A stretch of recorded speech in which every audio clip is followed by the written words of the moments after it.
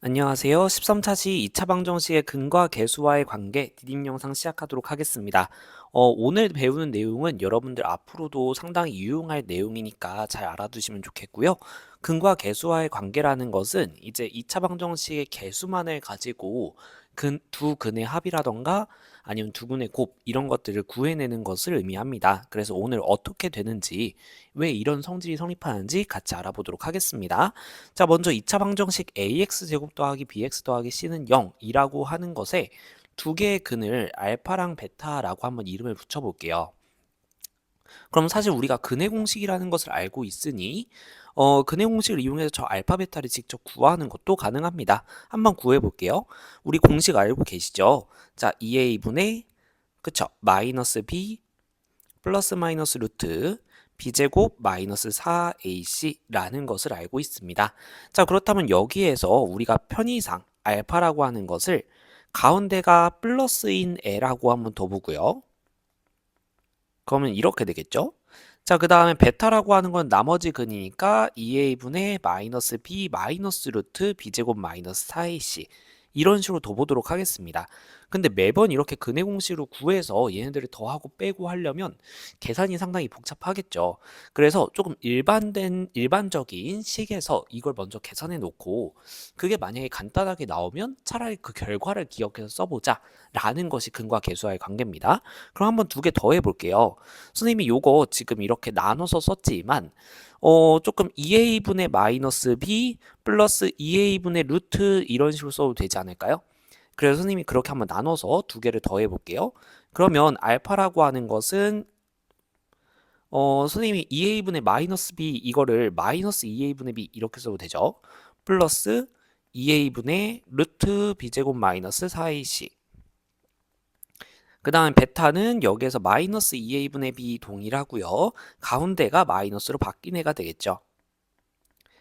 그래서 얘네 둘을 더하게 되면 똑같은 애들은 더해지면 2배가 될 거고, 그쵸?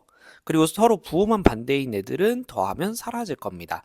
그래서 결과적으로 얘를 계산해주면 마이너스 2a분의 b에다가 2배 이렇게 하게 되면서 2가 약분이 되면요.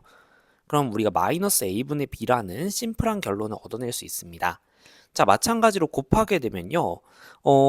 마이너스 2a분의 b 플러스 2a분의 루트 b제곱 마이너스 4ac라고 하는 알파에다가 곱하기 이렇게 들어가는 거죠. 마이너스 2a분의 b 빼기 2a분의 루트 b제곱 마이너스 4ac 참 보기 싫게 생겼다, 그쵸? 하지만 지금 얘 더하기 얘 빼기 얘 가운데 부호만 바꾼 애를 곱하고 있는 거기 때문에 우리가 합차 공식을 이용해서 계산해 줄 수 있어요. 그러면 마이너스 2a분의 b의 제곱 빼기 2a분의 루트 b제곱 마이너스 4ac의 제곱 이렇게 들어가겠죠. 자, 그럼 앞에 거 제곱해 주게 되면 마이너스는 사라질 거고, 그쵸? 제곱되니까 이제 플러스 1로 계산돼서 사라질 거고, 분모의 제곱하면 4a 제곱, 분자의 제곱하면 b제곱 이렇게 됩니다. 빼기. 자, 뒤에 것도 제곱해보면 분모 제곱하면 4a 제곱 동일하게 나왔고요. 그 다음에 앞에 분자 제곱하면 b제곱 마이너스 4ac 이렇게 루트만 사라집니다. 그럼 여기서 b제곱 빼져 사라지고 여기 마이너스가 마이너스 4ac 이렇게 되니까 결과로 4a 제곱분의 플러스 4ac 이렇게 바뀌겠죠. 그럼 4a를 분모 분자에 나눠주게 된다면 a분의 c라는 심플한 결론이 나오는 걸 볼 수 있습니다. 자, 그럼 정리해보면 2차 방정식 ax제곱 더하기 bx 더하기 c는 0에 두 근을 알파랑 베타라고 한다면 두 근의 합인 알파 더하기 베타는 마이너스 a분의 b가 나온다. 두 근의 곱인 알파 베타는 a분의 c가 나온다 라는 거 살펴봤습니다. 자, 그럼 지금 자세히 보시면 위치를 여러분들이 좀 보시면서 기억해 주시면 되겠는데요. 최고차항의 개수 a라고 하는 것은 지금 합에도 분모 곱에도 분모 이렇게 들어가는 걸 볼 수가 있고요. 자, 지금 알파 더하기 베타 두 근의 합을 구할 때는 1차항의 개수가 쓰였다. 그 다음에 두 근의 곱을 구할 때는 상수항이 쓰였다 라는 거 살펴볼 수 있겠습니다. 자, 그리고 여기서 주목해 봐야 되는 거는 부호죠. 자, 그래서 두 근의 합을 구할 때는 마이너스가 붙는다. 마이너스 a분의 b다. 그 다음에 알파 베타는 a분의 c다. 이 결론을 기억하면 여러분들이 두 근의 합, 두 근의 곱을 굳이 근의 공식을 구해내서 더하고 빼고 곱하고 막 이런 과정이 없어도 된다라는 겁니다. 예를 들어 볼게요. 자, 6x제곱 더하기 x 더하기 5는 0이라고 하는 방정식이 주어져 있는데요. 이 2차 방정식 인수분해 어렵죠. 자, 그래서 인수분해로 푸는 건 좀 아닌 것 같은데 라는 생각이 들지만 알파 베타를 만약에 더하거나 곱해야 된다라고 하면 여러분들은 예전에는 근해 공식을 이용할 수밖에 없었어요. 하지만 지금은 우리가 근과계수의 관계를 배웠기 때문에 그걸 이용해서 구하면 된다. 자, 그래서 마이너스 a분의 b라고 했습니다. 최고차항의 개수 6분의 1차항의 개수 1 이렇게 돼서 마이너스 6분의 1이라는 것을 계산하지 않고도 암산으로 구해낼 수 있겠고요. 자, 알파 베타는 a분의 c였죠. 그래서 a 최고차항의 개수 6분의 c 상수항 5 이렇게 되면서 6분의 5구나 이렇게 쉽게 구할 수 있습니다. 자, 그럼 합과 곱을 우리가 순식간에 구해낼 수 있다는 거는 그렇죠. 이걸 이용해서 다른 식을 또 쉽게 구해낼 수 있다. 즉 곱셈 공식의 변형 문제와 연계될 가능성이 높다라는 거. 이거 대표 유형이니까 우리 본 수업 시간에 한번 확인해 보도록 하겠습니다. 자, 그 다음 내용은요. 여러분들이 두 수가 근으로 주어졌어요. 그럼 그걸 이용해서 두 수를 근으로 갖는 2차 방정식을 구해낼 수 있습니다. 한번 볼게요. 두 수 알파랑 베타를 근으로 하고 x제곱이 개수가 1인 2차 방정식을 구하라고 했습니다. 자, 그러면 우리가 생각해 봤을 때 알파랑 베타를 대입해서 성립하는 식을 만들어내야 된다는 거죠. 그걸 만들어낼 수 있는 방법은 이제 x 마이너스 알파 곱하기 x 마이너스 베타는 0이라는 식을 한번 생각해 보죠.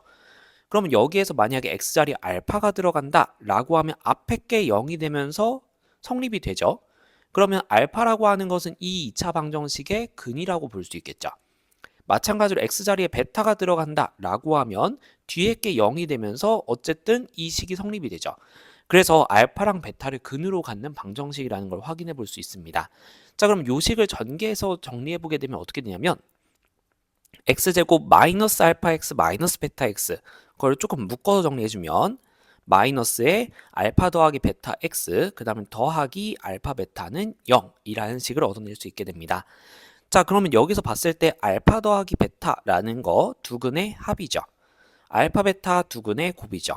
그래서 선생님 같은 경우에는 이 공식을 어떻게 기억하고 있냐면 x제곱 마이너스 합 x 더하기 곱은 0이다 이렇게 기억을 합니다. 그래서 두 수를 근으로 가는 2차 방정식 x제곱 마이너스 합 x 더하기 곱은 0이다 라는 거 알아보시면 되겠습니다. 실제로 여기에서 이제 여러분들이 근의 공식, 근과 계수와의 관계를 쓰게 되면 두 근의 합이라고 하는 것이 1분의 마이너스 알파 더하기 베타가 나오는 것을 볼 수 있죠. 선생님 여기 잘못 적었죠? 자, 이게 두 근의 합이라는 것을 알 수 있죠. 그래서 마이너스 알파 더하기 베타니까 요게 만나서 플러스로 바뀌게 되면서 알파 더하기 베타가 두 근의 합인 거 확인이 되고요. 자, 그 다음에 두 근의 곱 1분의 알파 베타 얘가 두 근의 곱이 돼야 되는데 맞는 걸 볼 수가 있죠.